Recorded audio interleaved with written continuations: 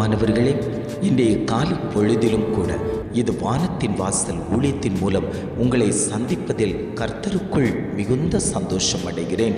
தீங்கு நாட்களில் வைக்கப்பட்டிருக்கிறீர்களாம். தீங்கு என்னை துக்கப்படுத்தி கொண்டிருக்கிறது, என்னை பலவீனப்படுத்தி கொண்டிருக்கிறது. நான் அதிகமாய் தேவ சமூகத்தில் காத்திருக்கிறேன். ஆண்டவருடைய வார்த்தையை கேட்கிறேன். அவருடைய வசனத்தின்படி நான் நடக்கிறேன், ஜெபிக்கிறேன், துதிக்கிறேன், ஆராதனை செய்கிறேன். ஆனாலும் என்னிடத்தில் இருக்கக்கூடிய தீங்குகள் மாறவில்லையே என்று தேவனை நோக்கி பார்த்து கொண்டிருக்கக்கூடிய அநேக ஜனங்கள் உண்டு. ஆண்டவர் சொல்லுகிறார், நான் உன் நடுவில் வாசம் பண்ண போகிறேன். நான் உன் நடுவில் வரும்போது இனி உன் வாழ்க்கையில் தீங்குகள் வருவது இல்லை என்று ஒவ்வொரு குடும்பங்களையும் பார்த்து ஆண்டவர் வாக்கு கொடுத்து கொண்டிருக்கிறார்.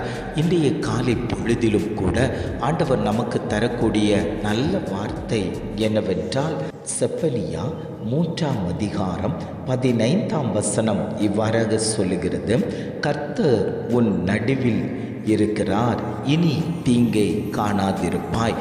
வசனம் இவ்வாறாக சொல்லுகிறது, கர்த்தர் உன் நடுவிலே இருக்கிறார், இனி தீங்கை காணாதிருப்பாய். ஆண்டவர் குடும்பங்களை பார்த்து சொல்லுகிறார், நான் உங்கள் நடுவில் இருக்கிறதுனால உங்களுடைய வாழ்க்கையில் எந்த தீங்கும் வருவது இல்லை என்று இன்றைய காலை பொழுதில் ஒவ்வொரு குடும்பங்களையும் பார்த்து ஆண்டவர் வாக்கு கொடுத்து கொண்டிருக்கிறார். அநேகர் என்னுடைய வாழ்க்கையில் தீங்கு வந்து கொண்டிருக்கிறது, நான் தேவனுடைய கரத்துக்குள் இருந்து கொடுக்கிறேன், தேவ பிள்ளையாய் வாழ்ந்து கொண்டிருக்கிறேன், ஆனாலும் என்னுடைய வாழ்க்கையில் பல தீமைகள் வந்து கொண்டிருக்கிறது.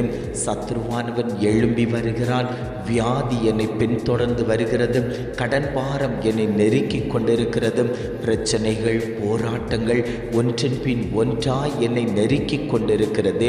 எனக்கு விடுதலை கொடுப்பவர் யார் என்று பல கேள்விகளோடு தேவ சமூகத்தில் வந்து அமர்ந்திருக்கக்கூடிய தேவ ஜனங்களை பார்த்து ஆண்டவர் சொல்லுகிறார், நான் உன் ஆக்கினைகளை அகற்றப் போகிறேன், உன் சத்ருக்களை நான் உன்னிடத்தில் இருந்து விலக்கப் போகிறேன். உனக்கு விரோதமாய் தீங்கை உண்டு பண்ணுவதற்கு சத்ருவானவன் அநேக முறை உன்னிடத்தில் வந்தான் அல்லவோ, ஆனாலும் ஒரு ப்ரொடெக்ஷனை கொடுத்து என் பிள்ளைகளை பாதுகாத்து வைத்த தெய்வம் இன்றைக்கு சொல்லுகிறார், உன்னிடத்தில் வரக்கூடிய சத்ருக்களை நான் அதம் பண்ணி விட்டேன். உனக்கு உண்டான சாபக்கட்டுகளை ஆக்கினைகளை நான் மாற்றி விட்டேன். காரணம் என்ன தெரியுமா? உன் குடும்பத்தில் நான் வாசம் பண்ணி கொண்டிருக்கிறேன். உன் குடும்பத்தில் நான் வாசம் பண்ணும்போது எந்த கிரியைகளும் துர்க்கிரியைகளும் அசுத்த ஆவிகளும் உன்னை பலவீனப்படுத்துவதில்லை, தீங்குக்குள் உன்னை அகப்பட வைப்பது இல்லை. நான் உன்னோடு கூட இருக்கிறேன், உன் மத்தியில் உலாவிக் கொண்டிருக்கிறேன், உன் பாளையத்தை சுத்தப்படுத்தி கொண்டிருக்கிறேன். அந்த தெய்வம்தான் சொல்லுகிறார், நான் உன்னை விட்டு விலகுவது இல்லை, உன்னை கைவிடுவது இல்லை. என் பிள்ளையின் காரியம் ஜெயமாய் மாற்றப்பட வேண்டுமே, அவள் தீமைக்குள் அகப்பட்டு கிடக்கிறாளே, இந்த பிரச்சனையிலிருந்து எப்பொழுது விடுதலை கிடைக்கும்? இந்த தீமை என்னை நெருக்கக்கூடாது, இந்த தீங்கு என்னை பலவீனப்படுத்தி விடக்கூடாது. அநேக காரியங்களை செய்வதற்கு நான் திடம் உள்ளவனாய் திடம் உள்ளவளாய் இருக்க வேண்டும் என்று தேவ சமூகத்தில் கேட்டுக்கொண்டிருக்கிறீர்கள் அல்லவோ. இந்த தீங்கு என்னிடத்தில் வர வேண்டாம் ஆண்டவரே, இந்த தீங்கை மாற்றி தாங்கேன்னு சொல்லி கேட்டுக்கொண்ட அத்தனை குடும்பத்தையும் பார்த்து ஆண்டவர் சொல்லுகிறார், இனி நீ தீங்கை காணாதிருப்பாய். கொள்ளை நோய் உன்னை நெருக்கி வந்ததல்லவோ, பிரச்சனைகள் உன்னை நெருக்கி வந்ததல்லவோ, வியாதி உன்னை நெருக்கி வந்ததல்லவோ, கடன் பாரம் உன்மேல ஒரு பாரமாய் சுமந்து கொண்டு திரிந்தாய் அல்லவோ. ஆண்டவர் சொல்லுகிறார், எந்தெந்த தீங்கெல்லாம் உன்னை நெருக்கி கொண்டு வந்ததோ அந்தந்த தீங்கையெல்லாம் நான் மாற்றிக்கொண்டே இருக்கிறேன். தேவ பிரசனம் அந்த இடத்துல வெளிப்படும் போது பல தீங்குகள் மாற்றப்பட்டு கொண்டிருக்கிறது. ஆவியான தெய்வம் அந்த இடத்துல உலாவிக் கொண்டிருக்கிறார். அந்த தெய்வம் தான் சொல்லுகிறார், நீ தீங்கை காணாதிருப்பாய், நீ தீங்கை காணாதிருப்பாய் காணாதிருப்பாய் என்று ஆவியானவர் குடும்பங்களை பார்த்து ஆண்டவர் வாக்கு கொடுத்து கொண்டிருக்கிறார். எத்தனை பேர் ஆண்டவரே என் குடும்பத்தில் அநேக தீங்குகள் இருக்கிறதப்பா, என் பிள்ளைகளுடைய காரியத்தில் அநேக தீங்குகள் இருக்கிறது ஆண்டவரே, என் தொழிலில் தீங்குகள் இருக்கிறது ஆண்டவரே, என் பிரச்சனையில் தீங்குகள் இருக்கிறது ஆண்டவரே, வேலை காரியத்தில் தீங்குகள் இருக்கிறது ஆண்டவரே, முதலாளிகளிடத்தில் பேசும்போது தீமைகள் வருகிறது ஆண்டவரே, இப்படிப்பட்டதான காரியங்கள் என்னை சுற்றிலும் நடந்து கொண்டிருக்கிறது. இதிலிருந்து என்னால் ஜெயம் எடுக்க முடியாதா, இதிலிருந்து அடுத்த ஸ்டெப்புக்கு நான் போக முடியாதா என்று கேட்டுக்கொண்ட ஒவ்வொரு குடும்பங்களையும் பார்த்து ஆண்டவர் சொல்லுகிறார், நீ தீங்கை காணாதிருப்பாய், காரணம் நான் உன் நடுவில் வாசமாய் இருக்கிறேன். இஸ்ரவேலின் தேவனாகிய கர்த்தர் உன் நடுவில் வாசமாய் இருக்கிறார். இனி நீ தீங்கை காணாதிருப்பாய் என்று சொன்ன வார்த்தையின்படியே ஆண்டவர் சொல்லுகிறார், நான் சத்துருக்களை அதம் பண்ண போகிறேன், நீ பயப்படாதே, நான் உன்னோடு கூட இருக்கிறேன் என்று ஆவியானவர் பேசிக்கொண்டிருக்கிறார்.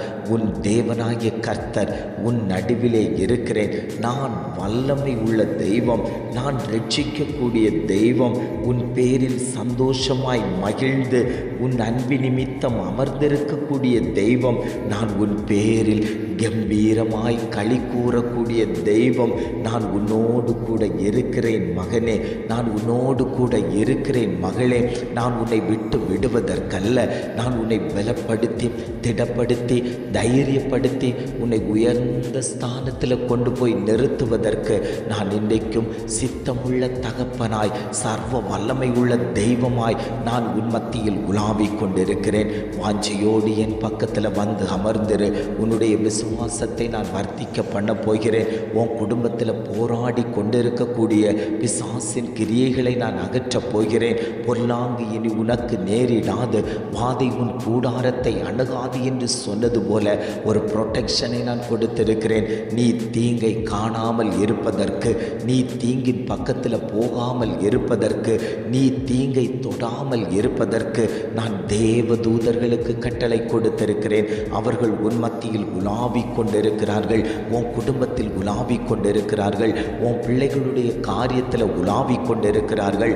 அந்த தெய்வம்தான் சொல்லுகிறார், நான் உன் நடுவில் இருக்கிறேன், நான் உன் குடும்பத்தின் நடுவில் இருக்கிறேன், நான் உன் பிள்ளைகளுடைய நடுவில் இருக்கிறேன். அவர்கள் ஜெயமாய் உன்னுடைய காரியத்தை நடப்பிப்பதற்கு, உன் குடும்பத்தின் காரியத்தை நடப்பிப்பதற்கு, உன் பிள்ளையினுடைய காரியத்தை நடப்பிப்பதற்கு நான் சித்தமுள்ள தகப்பனாய் இன்றைக்கும் ஜீவனோடு உன்னோடு கூட உலாவிக் கொண்டிருக்கிறேன் என்று ஆவியானவர் திட்டமும் தீர்மானமுமாய் குடும்பத்தை பார்த்து ஆண்டவர் பேசிக் கொண்டிருக்கிறார்.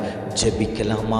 அன்பின் பரலோக பிதாவே, இந்த காலை பொழுதுக்காக நாங்கள் உம்மை துதிக்கிறோம், ஸ்தோத்தரிக்கிறோம் ஆண்டவரே. இந்த காலை பொழுதிலும் கூட ஆண்டவர் எங்களுக்கு தந்த நல்ல வார்த்தைகளுக்காக நாங்கள் உமக்கு நன்றி செலுத்துகிறோம் ஆண்டவரே. கர்த்தர் உன் நடுவில் இருக்கிறார், இனி தீங்கை காணாதிருப்பாய் என்று அழகான ஒரு வாக்கு தத்தம் எங்களுக்கு தந்திருக்கீங்கப்பா. அந்த வாக்கு தத்தத்தை பிடித்து நாங்கள் ஜெபிக்கிறோம். எங்கள் குடும்பத்தில் இனி தீங்குகள் வரக்கூடாது, எங்கள் குடும்பத்தில் கர்த்தர் வாசம் பண்ணும்படியாய் நாங்கள் ஜெபிக்கிறோம் ஆண்டவரே. நாங்கள் செய்யக்கூடிய காரியத்தை கர்த்தர் ஆசீர்வதிங்கப்பா. கையிட்டு செய்யக்கூடிய காரியத்தில் தேவ தயவு வெளிப்படும்படியாய் நாங்கள் ஜெபிக்கிறோம் ஆண்டவரே. இதை கேட்டு கொண்டிருக்கக்கூடிய அத்தனை குடும்பத்தின் மேலேயும் தேவ பிரசன்னம் வெளிப்படும்படியாய் நாங்கள் ஜெபிக்கிறோம் ஆண்டவரே. ஆவி ஆத்துமா சரீரத்தை உம்முடைய சமூகத்தில் சமர்ப்பிக்கிறோம். கர்த்தர் கொடுக்கக்கூடிய ப்ரொடெக்ஷன் எங்களுக்கு வேணும் ஆண்டவரே.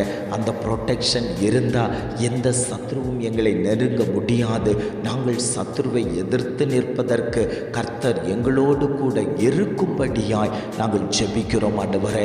நீர் அப்படியே செய்து விட்டதற்காய் ஸ்தோத்திரம். ஒவ்வொரு குடும்பத்தையும் கர்த்தர் பலப்படுத்தினதற்காக நாங்கள் உமக்கு நன்றி செலுத்துகிறோம் ஆண்டவரே. இம்மட்டுமாய் வழி நடத்தின தகப்பன், இனியும் நீர் அவர்களை வழி நடத்தும்படியாய் நாங்கள் ஜெபிக்கிறோம். எங்களை தாழ்த்தி தருகிறோம். துதி கன மகிமை எல்லாம் உமக்கே செலுத்துகிறோம். மீட்பர் இயேசுவின் மூலம் ஜெபம் கேளும் நல்ல பிதாவே. ஆமென், ஆமென்.